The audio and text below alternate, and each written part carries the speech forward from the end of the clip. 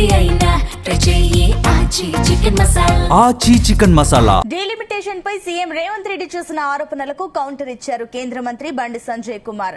వలస పోవడానికి తాను రేవంత్ రెడ్డిని కాదని చెప్పారు. తాను చచ్చినా బతికినా బీజేపీలోనే ఉంటానని స్పష్టం చేశారు.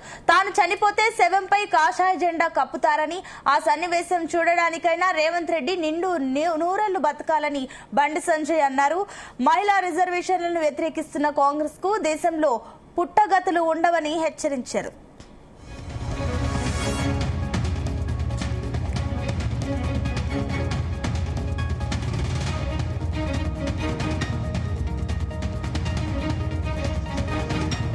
ఇదే అంశానికి సంబంధించి మరిన్ని డీటెయిల్స్ మా కరెస్పాండెంట్ వేణుగోపాల్ అందిస్తారు. వేణు, తెలంగాణ ముఖ్యమంత్రి రేవంత్ రెడ్డికి కేంద్ర మంత్రి బండి సంజయ్ కౌంటర్ ఇచ్చారు. ఏదైతే వలసలు పోవడానికి నేను అవకాశవాదిని కాదు, రేవంత్ రెడ్డిని అంతకంటే కాదు అని చెప్పి చాలా ఘాటుగా వ్యాఖ్యానించినటువంటి పరిస్థితి. నేను చచ్చినా బతికినా బీజేపీలోనే ఉంటాను, నేను చనిపోతే నా శవంపై కప్పేది కాషాయ జెండానే అని చెప్పి కేంద్ర మంత్రి బండి సంజయ్ చెప్పడం జరిగింది. ఇక ఆ సన్నివేశం చూడడానికైనా రేవంత్ రెడ్డి నిండు నూరేళ్లు బతికి ఉండాలని కోరుకుంటున్నా అని చెప్పి చెప్పినటువంటి పరిస్థితి. నేను చచ్చినా బతికినా ఓడినా గెలిచినా నా కేర్ ఆఫ్ అడ్రస్ కరీంనగరే, నా రక్తంలో జాతీయవాదం అనేది ఏమే ఉంది, వలసవాది అవకాశవాదానికి ప్రతిరూపం రేవంత్ రెడ్డి అని చెప్పి కూడా విమర్శించినటువంటి పరిస్థితి.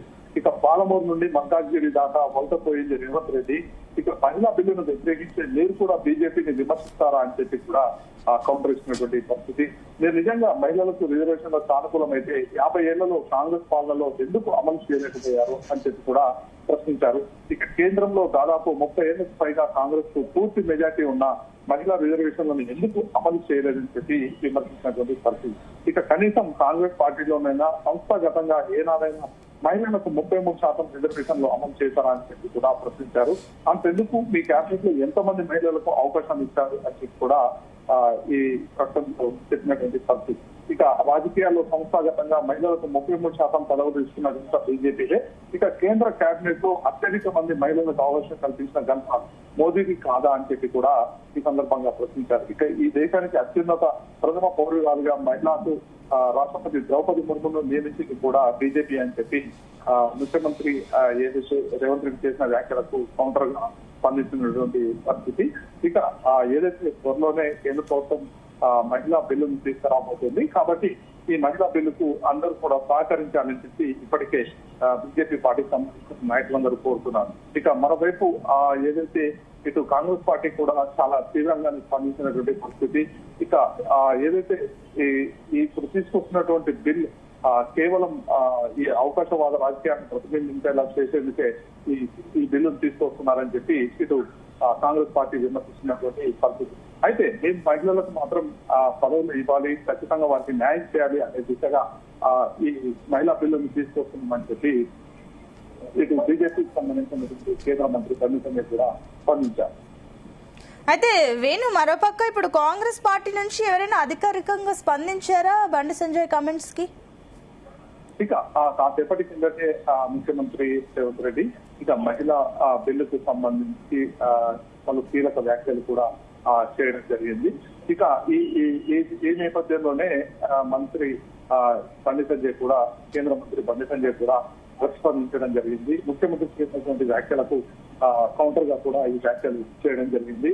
అయితే ఏదైతే బీజేపీ పార్టీ ఒక విధానపరమైన నిర్ణయం తీసుకుంది మహిళా రిజర్వేషన్లకు సంబంధించి, ఖచ్చితంగా రాజకీయాల్లో మహిళలకు రిజర్వేషన్ చేస్తామని చెప్పి ప్రకటించాం. అందులో భాగంగానే ఈ బిల్లును కూడా తీసుకొచ్చేందుకు ప్రత్యేకంగా పార్లమెంట్ సమావేశాలు కూడా ఏర్పాటు చేస్తున్నామని చెప్పి కేంద్ర మంత్రి చెప్పడం జరిగింది. అయితే అందుకు సహకరించాలి అని చెప్పి కూడా ఇటు వివిధ రాజకీయ పార్టీలను కూడా కోరారు.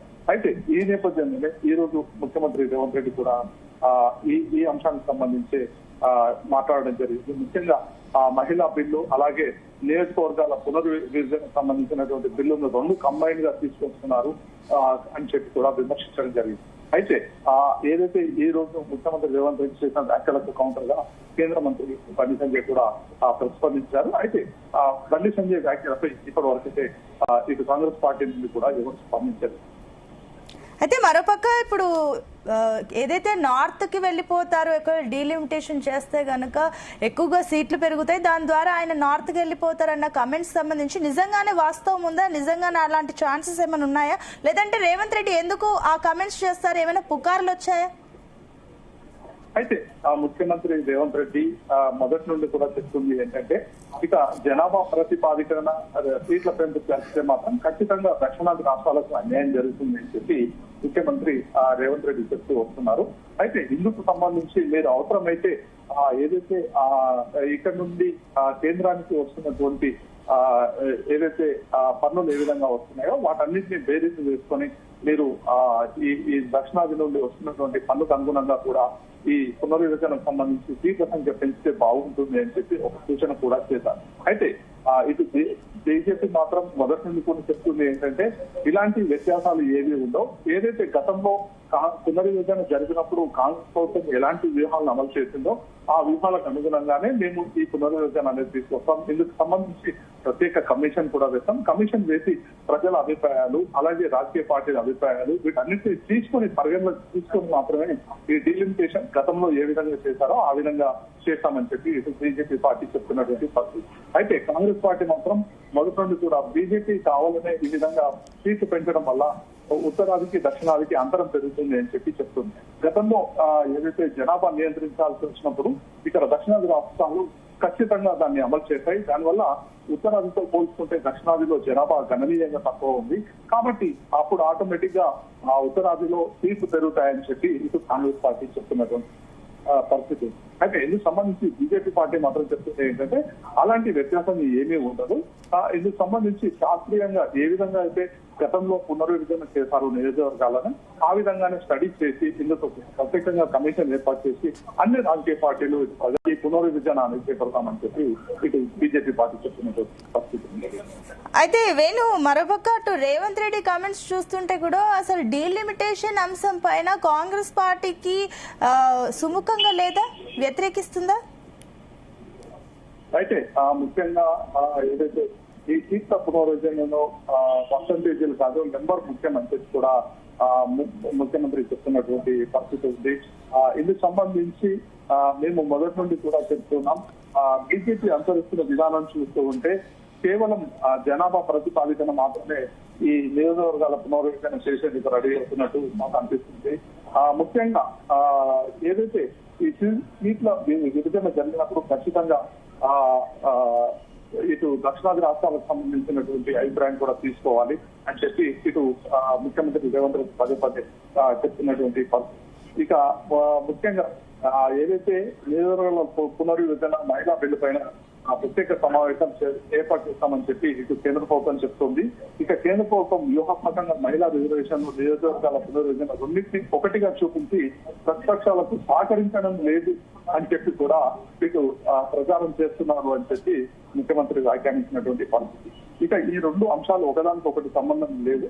ఈ రెండింటిని విడదీసి వేరువేరుగా చర్చించి అమలు పైన విధి విధానాలపైన ఒక సూచన చేస్తున్నాను అని చెప్పి కూడా ముఖ్యమంత్రి రేవంత్ రెడ్డి చెప్పారు. ఇక రాజ్యాంగంలోనే పురుషులతో పాటు మహిళలకు ఓటు హక్కు ఇచ్చింది కాంగ్రెస్ పార్టీ. అప్పటి ప్రపంచంలోని చాలా దేశాల్లో మహిళలకు ఓటు హక్కు లేదు. పురుషులతో పాటు మహిళలకు సమాన అవకాశాలు కల్పించింది కాంగ్రెస్ పార్టీ అని చెప్పి ఇటు ముఖ్యమంత్రి కూడా కీలక వ్యాఖ్యలు చేశారు. అయితే బీజేపీ చెప్తుంది మొదటి నుండి కూడా మహిళలకు మేము రిజర్వేషన్లు కల్పిస్తాం, దీనివల్ల వచ్చినటువంటి నష్టం ఏంటి అని చెప్పి ఇటు బీజేపీ పార్టీ చెప్తుంది. అయితే ముఖ్యంగా ఈ రిజర్వేషన్ ని మాత్రం మేము ఖచ్చితంగా అమలు చేస్తామని చెప్పి బీజేపీ పార్టీ చెప్తుంది. అయితే ఈ ముఖ్యంగా ముఖ్యమంత్రి చాలా స్పెసిఫిక్ గా చెప్పింది ఏంటంటే, ఈ పునర్విభజన అంశానికి సంబంధించి ఇంకా సంప్రదింపులు జరపాలి, ఖచ్చితంగా ఇటు దక్షిణాది రాష్ట్రాల అభిప్రాయాలు తీసుకుని ముందుకు వెళ్ళాలి అని చెప్పి ముఖ్యమంత్రి రేవంత్ రెడ్డి కూడా డిమాండ్ చేస్తున్నారు. అయితే ఈ సందర్భంలోనే కేంద్ర మంత్రి బండి సంజయ్ కూడా కీలక వ్యాఖ్యలు చేశారు. అందుకు సంబంధించి ఇటు బండి సంజయ్ కూడా కీలక వ్యాఖ్యలు అంటే ఇప్పుడు మీరు అన్నట్లు వేణు, ఇంకోటి ఏంటంటే ఇప్పుడు సీఎం అన్న కమెంట్స్ చూస్తుంటే కూడా మరోపక్క నిజంగానే అన్ని పార్టీలతో మీటింగ్ పెట్టాలని ఏమైనా వారు సూచిస్తున్నారా? భవిష్యత్తులో ఆల్ పార్టీ మీటింగ్ ఉండే ఛాన్స్ ఉందా ఈ అంశం పైన? ఖచ్చితంగా ఇప్పుడు ఏదైతే గతంలో ఇలాంటి పునరుద్ధరణ కానీ అలాగే మహిళా రిజర్వేషన్ బిల్లుకు సంబంధించి కానీ ఇలాంటి కీలకమైన నిర్ణయాలు కేంద్ర ప్రభుత్వం తీసుకున్నప్పుడు ఖచ్చితంగా అన్ని పార్టీలను కూడా సంప్రదిస్తుంది. అన్ని పార్టీలతో ఒక ఆల్ పార్టీ మీటింగ్ కూడా ఏర్పాటు చేసి వారందరితో చర్చించాక మేము ఈ బిల్లును తీసుకురాబోతున్నామని వారికి గతంలో వివరించేది. ఇందుకు సంబంధించి మేము ప్రత్యేక పార్లమెంట్ సమావేశాలు ఏర్పాటు చేస్తున్నాం. వారి అభిప్రాయాలు ఏవైతే ఉంటాయో ఆ పార్లమెంట్ లో మేము అవకాశం కల్పిస్తాం. ఖచ్చితంగా ఆ సమావేశాల్లో వారికి ఏవైతే అభ్యంతరాలు ఉన్నాయో అవన్నీ కూడా అక్కడ చర్చించడానికి మేము రెడీగా ఉన్నామని చెప్పి ఇటు బీజేపీ పార్టీ చెప్తున్నటువంటి పరిస్థితి. ఇక మరోవైపు ఏదైతే ముఖ్యమంత్రి కూడా చాలా కీలక వ్యాఖ్యలు కూడా చేశారు. బీజేపీ సహకరించకపోవడం వల్లే లోక్సభలో మహిళా రిజర్వేషన్ బిల్లు ఆమోదం పొందలేదు అని చెప్పి కూడా ముఖ్యమంత్రి చెప్పినటువంటి పరిస్థితి. ఇక ఇంతకాలం ఈ బిల్లును పట్టించుకోలేదు. ఇప్పుడు 2023లో మహిళా రిజర్వేషన్ బిల్లుకు కాంగ్రెస్ పార్టీ సంపూర్ణ మద్దతు ఇచ్చింది. కానీ ఆ తర్వాత ఇంత గ్యాప్ తర్వాత 2026 తర్వాత జనాభా లెక్కల తర్వాత కూడా గెజిట్ ఆధారంగా మహిళా రిజర్వేషన్ అమలు చేస్తామని చెప్పి కూడా చట్టం చేశాం. ఆయన కానీ అప్పుడు సహకరించలేదు. ఇప్పుడు హడావిడిగా ఎందుకు తీసుకువస్తున్నారు అని చెప్పి కూడా ఇటు ముఖ్యమంత్రి రేవంత్ రెడ్డి ప్రశ్నిస్తున్నటువంటి పరిస్థితి. అయితే బీజేపీ మాత్రం ఖచ్చితంగా ఈ రిజర్వేషన్ తీసుకువస్తేనే మహిళలకు న్యాయం జరుగుతుంది, చట్టసభల్లో వారందరికీ ప్రాతినిధ్యం పెరగాల్సినటువంటి అవసరం ఉందని చెప్పి బీజేపీ పార్టీ చెప్తున్నటువంటి పరిస్థితి. ఈ ఖచ్చితంగా రానున్న రోజుల్లో ఈ ప్రత్యేక సమావేశాల ముందుగానే ఒకవేళ అవసరమైతే కేంద్రం అన్ని పార్టీల మీటింగ్ కూడా పెట్టే అవకాశం కూడా ఉంటుంది. Right, thank you.